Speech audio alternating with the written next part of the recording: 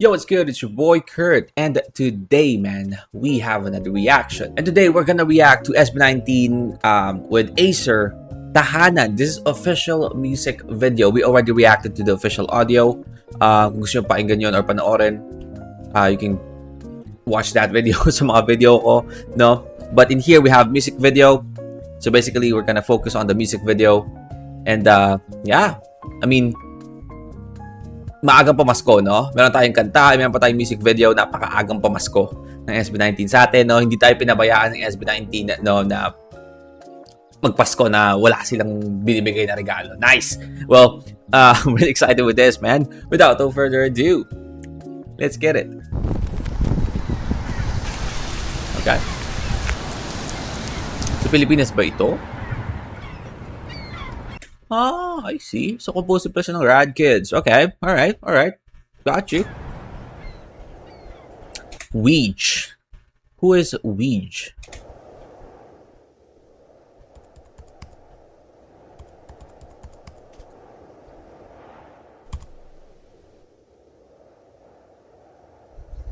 Again, by the way, sorry, nag-post agad na wala pa eh. No? Bakas kumanta na bigla eh.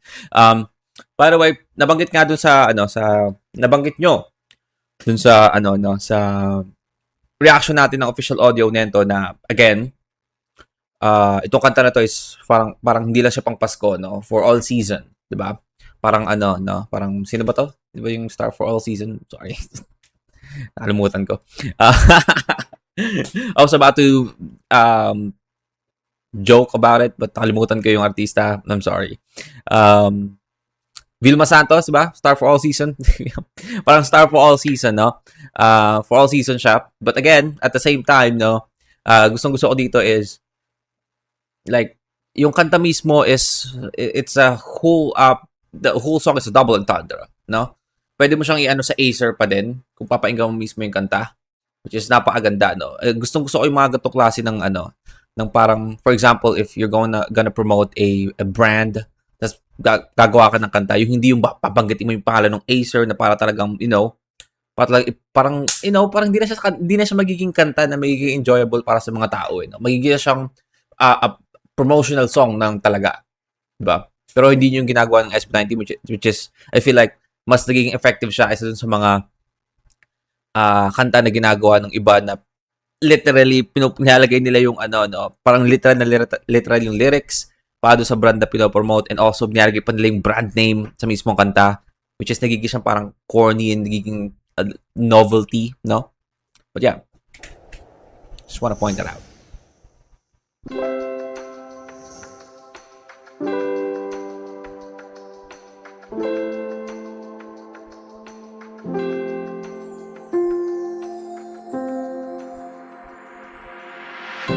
Nais kong marinig ang tinig mong yakap, sa lamig ay pumapawi. Hindi sa Pilipinas to no?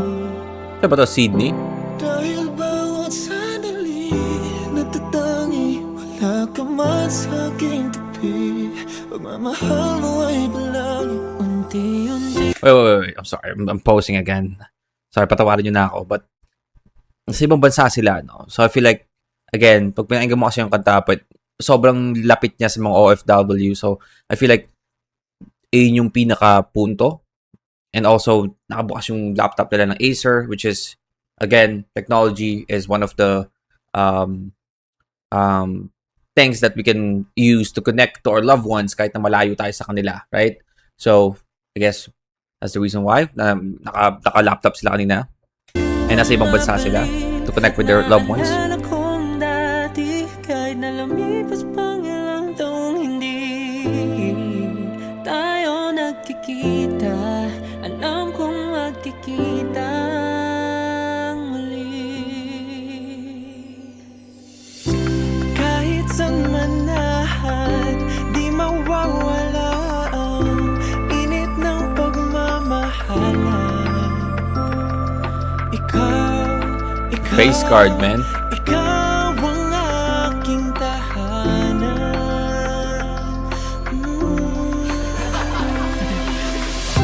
Teka, iyo bang naalala ang saya-saya pa magkasama, yung bigla-bigla na lang tayong tatawa. Oh, this is the teaser, no? Ito yung teaser na, pinost ni Josh. Bigla na lang tayong tatawa. Haha, tipong di mapigil kakahawa. Dito lang ako, tawag ka lang pag meron kang problema. Kahit ano pa yan, basta wag lang pera. Joke lang, biro lang, di ko makakayang baliwalain ka. Unting nananabik at nanunambalik ang mga ngiti. Oh man, ngayon ko napansin nakapulang buhok si Stel, no? Parang pagtatag-ira lang ulit, no? Naiisip ko malapit na tayong magkita muli. Oh, this is Taiwan. Dumating ang panahon magkasama ka. Kahit saan man na, di mawawala ako. Init ng pagmamahalan. Ikaw ang tahanan. Kahit may pagitan, puso ko'y sa'yo naman. Wala nang ibang kailangan. Ikaw ang tahanan. Oh man, I feel like ang mga kababayan nating OFW is may bago ng anthem, no? Man, napakagandang regalo nito para sa mga OFW nating kababayan, no? OFW nating mga 18, right? Lalo na kung sa mga 18 na OFW na hindi makakauwi ngayong Pasko or New Year, man, at least may iakap sa inyong kantang ganito, no? Mong pahinga, pingi kay nakikita ang lahat ng pagod nawawala. Ikaw ang sandigan, milya mong pagitan. Ikaw ang aking tahanan. Kahit saan man na, di mawawala ang init ng pagmamahalan. Ikaw ang tahanan. Kahit may pagitan, puso ko'y sa'yo naman. Wala Ako. nang ibang Huwag mo sabihin na may dance off na naman. May dance off na naman si Josh dito, no? Joke lang. puso ko'y sa'yo naman. Wala nang ibang kailangan. Ikaw ang tahanan. Ikaw ang tahanan. Ikaw ang tahanan. Oh, oh. Yeah. Ikaw ang tahanan. Hey! Ikaw ang tahanan. Ikaw ang tahanan. Ikaw ang tahanan. Ikaw ang tahanan. Ikaw ang tahanan. Kahit saan man na, di mawawala ako. Init ng pagmamahalan.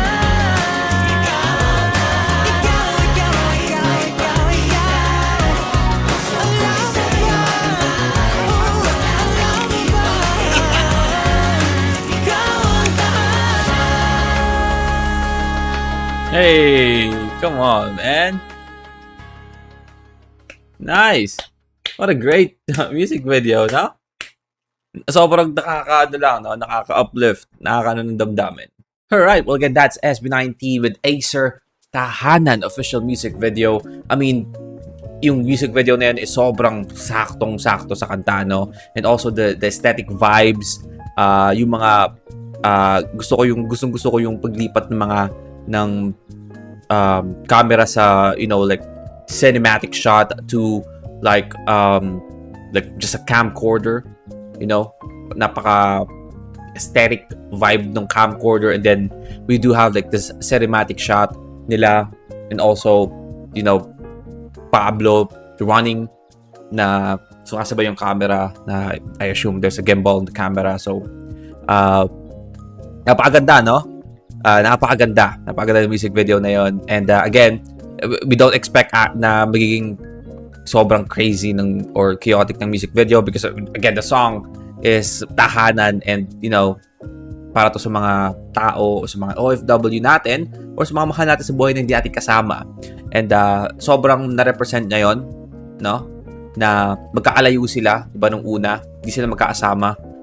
Gamit nila yung laptop nila. Of course, we usually use our gadgets to connect, no? doesn't matter kung anong dahilan, but to connect to, to someone, to your loved ones. Yeah, I mean, kahit na through social media or through like paano ba, like video call, something like that, right? And at the end of the music video, nagkita-kita ulit sila, like very symbolic siya na, again, kahit na magkalayo tayo ngayon, magkikita rin tayo sa at the end, and ikaw ang tahanan basically. And parang yun na nga, Acer is andyan para gumabay sa'yo, no, para hindi ka ma-homesick, kumbaga, no, na para madama mong parang kasama mo pa rin sila using Acer. But that is a reaction, no? Napakagandang kanta. Again, hindi mo aakalain na this song is like a promotional song for Acer. Pwedeng-pwede mo itong ilagay sa playlist mo na hindi yung mga like casual na hindi talaga nakikinig sa SB19 or hindi alam to, hindi nila pagkakaalaman, mali yung Tagalog ko, hindi nila akalain na it's a promotional song for Acer. Pwede siyang like a standalone song talaga, no? But yeah, I hope you guys enjoy our reaction. If you want me to react to your favorite artist in a rapper song na reactin tayo, just comment down below. And that's it for me today. See you on my next vid. You guys stay awesome. Merry Christmas. Ingat kayo palagi, no? Peace.